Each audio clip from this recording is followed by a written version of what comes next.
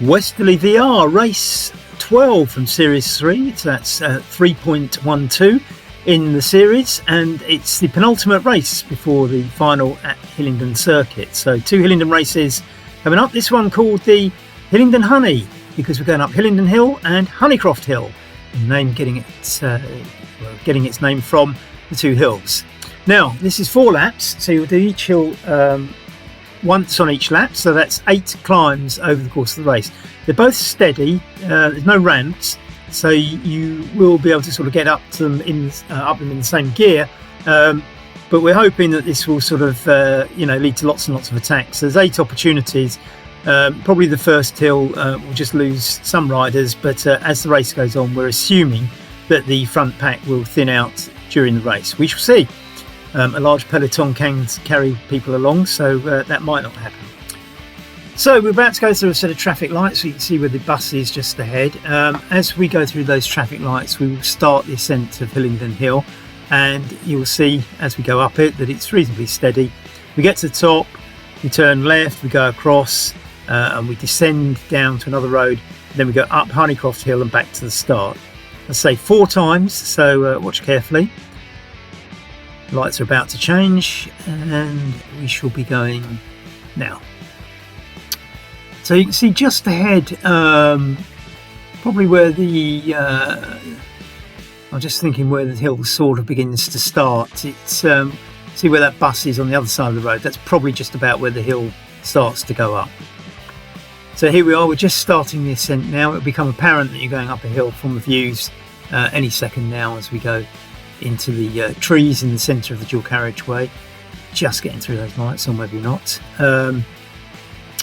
So here we are, we're on the hill itself now, and as I say, it's gentle. It's not going to sort of suddenly ramp up anywhere in a way that will throw you out if you're in the wrong gear or anything else like that.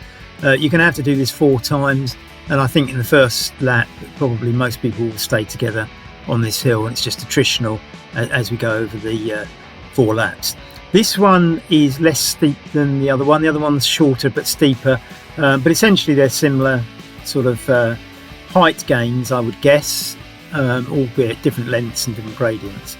Neither are hard though.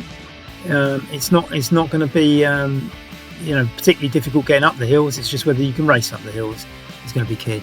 Now we're getting to the top here, as you can see the church, and just after the church we're going to turn left and go across the top of the hill before we descend down to the bottom of Honeycroft Hill. This is I suppose you'd call it Hillingdon Village, or what's left of the village that would have been Hillingdon back in the day. Hillingdon now, of course, a big London borough that goes far wider than Hillingdon itself. And in fact, we started this race in Uxbridge, in the RAF camp that we are effectively circulating around the outside of is the old RAF Royal Air Force base at Uxbridge. So here we go. We're not going up the last little bit of the hill. We go across here, which is going to be dead flat as we go along the crest of the hill. The RAF camp would have been just to our left there, and in fact it's where the RAF coordinated the whole of the Battle of Britain in 1940 during World War II. There's bunkers in there where that RAF command controlled all the fighter squadrons to go up and intercept the German bombing raids that were coming over nightly across London in those days. So right on the edge of London here, this race, unlike a lot of our others, doesn't actually leave Greater London, so the whole of this race actually takes place within the boundaries of Greater London, albeit right on the periphery around Uxbridge and Hillingdon. So very, very gentle descent here, but we're going to get a big descent down to the bottom of Honeycroft Hill in a minute. It's, as I say, we're essentially going across the crest at the top of the hill here, and as you can see, a nice sunny day. This road is not particularly busy, but it's as you can see, it's got all these little obstacles just thrown in by the council to keep the traffic going slightly slower. It took me 3 attempts to film this because kept getting cars that had to stop at those, and stop start. So I think this is about the 3rd time I came along here and managed to get a fairly clean run to the bottom of Honeycroft Hill.